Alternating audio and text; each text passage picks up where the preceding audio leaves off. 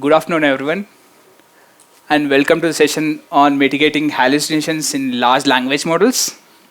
This is the most talked about topic in all the interactions that I had with customers and also among the technical people.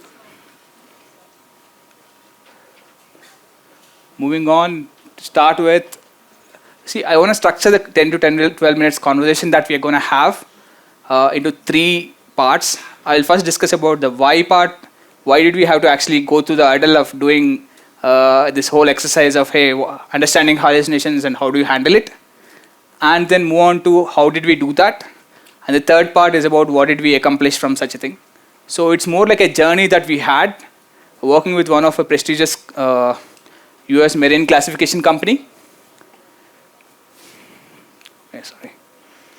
So the trigger point has been that we had a customer who was having a typical challenge. The challenge stems from the standpoint that they were into marine classification. That is, they certify whether a vessel or a ship is seaworthy and then can make a voyage or not. And then they were also recommending them on all the regulations for all the global regulations that companies has to follow. And by the way, US Navy is one of the customers. Most of the governments and even commercial shipping companies are the customers. So they were getting queries from across the world, right? And across time zones, across the world. And there are very few SMEs who can answer such questions. So that was becoming a challenge.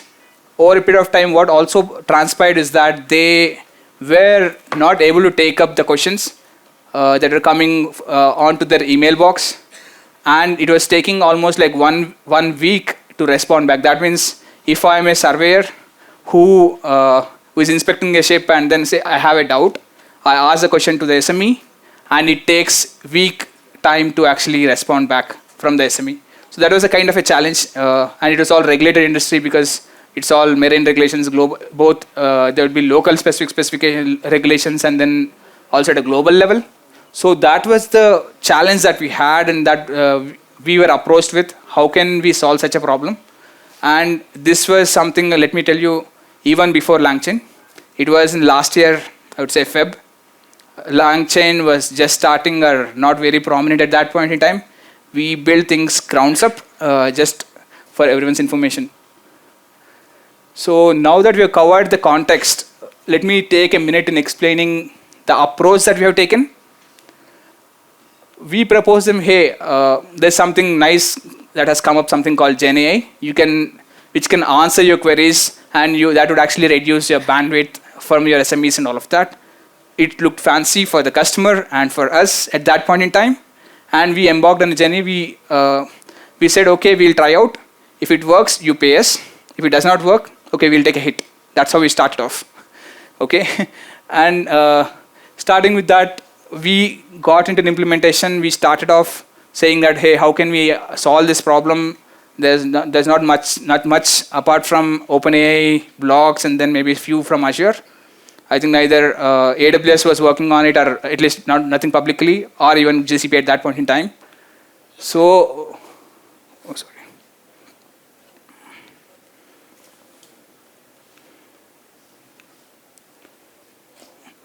okay. Then we started working on it, and this is the first thing that we realized, that there was a biggest challenge, which is hallucination, that we need to address. And let us take just 30 seconds to look what hallucination is. I know most of you would be aware of it, but I just want to ensure that for people, if some of you are not aware of it, what is hallucination? Is that information which sounds that, hey, this is perfect, very right, but when you go and verify it, it's actually wrong, right? And let us take one example and then see.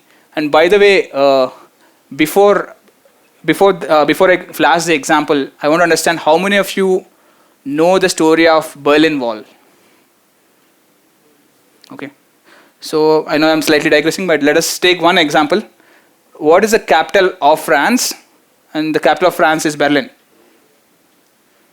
Okay, if some of you thought this is going to be right, then I'm saying you guys are hallucinating. Because I just spoke about Berlin before, that does not mean that it has to be that. That's not the answer. answer is Paris, we all know. But sometimes you would think, hey, because we are having a context, you're speaking about it for maybe 1 minute, 2 minutes, and suddenly someone will say, what is the capital? You say, hey, Berlin. And that's how hallucination can actually start, right? So we started off, we faced something similar, which initially we were thinking, because we did not had the domain depth and things like that, hey, we said the answer is coming out and it's looking very nice, right? It looks so pretty nice. And you never knew unless you are a domain person that, hey, this is wrong. Because especially if you have something like a marine and things like that, oh, you can have a beam going across the ship and things like that, and then it becomes tougher unless you are really domain person who understands that. We were thinking it's pretty good, and then we said, hey, the answers are coming. See, we showed it to the customer, and then that's where the thing started. Why we had to get into understanding what hallucinations are, and then how do we handle it, right? So, yeah, the first typical challenge when we started with is the easiest, right? Easiest now, not then. The responses were coming out of context. We thought, okay, maybe because we are not giving a context, and we started giving the context, saying that, hey, there's a knowledge-based documents. Let us feed that as a context for the model to learn from and answer. And we thought, hey, this is doing pretty good. Let us do one more thing. Let us also get feedback from the customer, continuous improvement, continuous monitoring, and then iterative improvements, so that we can say, hey, over a period of time, things are going to evolve. That's how we all say, right, to our customers. Over a period, things will get better. We started that way. And then we thought that, okay, now the deal will be signed off and company will be happy, we'll get the money. Unfortunately, they came back with 2 more challenges, and our score was 0. That means they did not sign, we didn't get any penny. Okay. Now let us look into the challenges that they have posed. The first was fluctuating responses. I think if some of you are working on the LLM projects, I'm pretty sure that if you ask the same question the second time, exact same question you ask GPT the second time, it will give something more or something less. It will not give the exact same answer.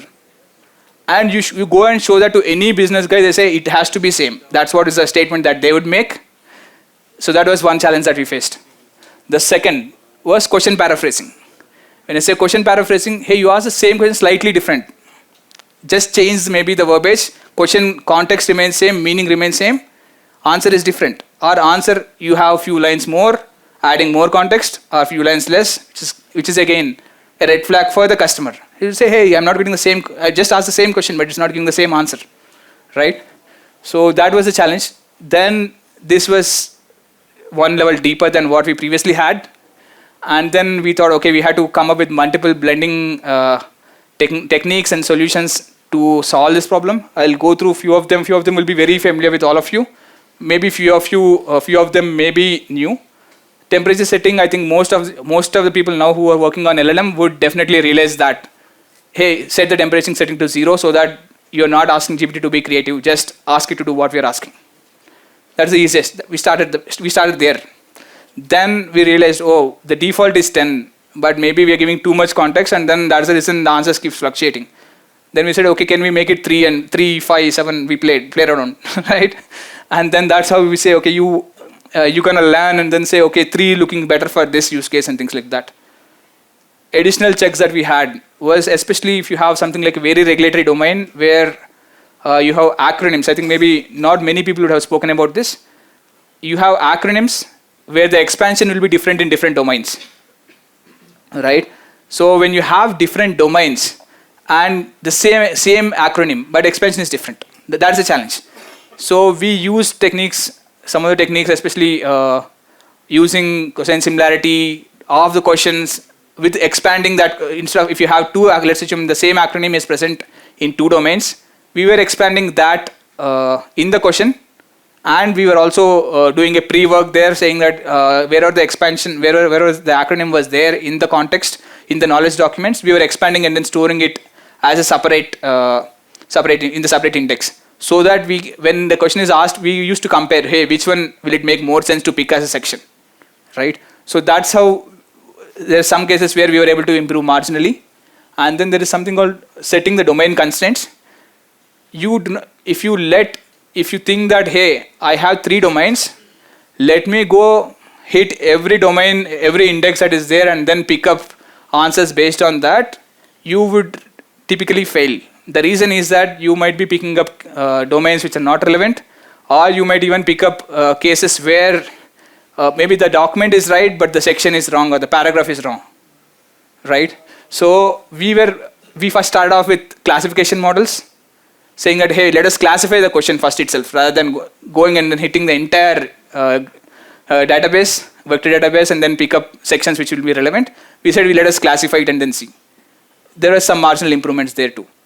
Again, were you using only GPT models for the classification, or will you use something outside of it? Maybe do you want to go with XGBoost and then classify things, or you XGBoost and then some techniques, or you want to do only with GPT?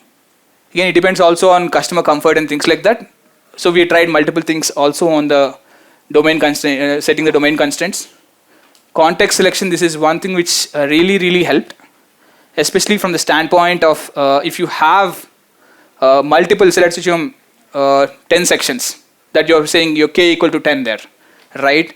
And then you say, hey, if you just rely on the 10 and then say I'm going to use the 10 to come up with the answer, the challenge would be that you may the system may pick up 5 or 6 of it and then give some answer. But it would be even more better if you actually have something like, say, if you have some post-processing done from the standpoint of, say, if you have in the 10 sections that you're picking up, say, let's assume if you are seeing, which documents, from which documents is this 10 sections coming up, take a frequency of those documents and then also use that information from the standpoint, hey, there is a document where out of the 10, 4 sections are actually coming from that, or 5 sections are coming from that. So it is more likely that your answer would be from that document than in something else. So using such information also improved. Again, everything is like incremental improvements, as I was telling, right? That's what we promise to customers. And then the CMMI is something that I covered in the previous section, that is the continuous monitoring and iterative improvements. Getting the feedback, thumbs up, thumbs down, and things like that, and then you iteratively improve that. So with this, we were very confident. Man, go and then now this is a done deal. Now go and sign, give us the money. Unfortunately, it did not happen. We had 2 more challenges, right? Score was 0. Unfortunately, there was no appraisal at that point in time. So the 2 more challenges. One, because initially, I'm pretty sure all of you who are trying with LLMs would have started with, say, one domain, right? And then things worked on one domain. But when you keep adding additional domains, customer also, once they see the success, right, they will have, hey, add 3 more domains now, right? And things spiral down there, because you will actually have these 2 challenges then. Inaccurate passage selection, or inaccurate passage selection is from the standpoint, same document, the answer is right, it's from the same document, but it's not from the first page, it should be from the last page. I'm just giving an example. Same way, say, you can have selections coming from inaccurate domains, and this will happen especially if you have domains which are very close enough. And unfortunately, marine is such a topic that GPT is not trained for that. When I say trained for that, it considers everything to be marine, right? So these are the challenges that you'll also face if you have expanding it to multiple domains and the domains being so close enough. The solution strategy, I think now it looks pretty easy, prompt engineering. But again, how do you do the prompt engineering is something very crucial. It's not as easy as it said. But fortunately, I think me working with Redens really helped a lot, because we had that connect and partnership. We directly worked with Azure OpenAI people, because I was telling you, we were the very first few people back in February 2023. I think 99% of the companies does not know or not even started exploring at that point in time. But we were lucky enough there that we got an opportunity with a customer and we started there. So we worked directly with the OpenAI people, Azure OpenAI people, creating the prompts. And that's where now I think which is very relevant is that, hey, we can even give references saying that, which page, which document, which paragraph, you can even go up to that level. But at that point in time, if you get an answer that was like, wow, right? So we build prompts on that. We build prompts to say this page, this document, the references and all of that.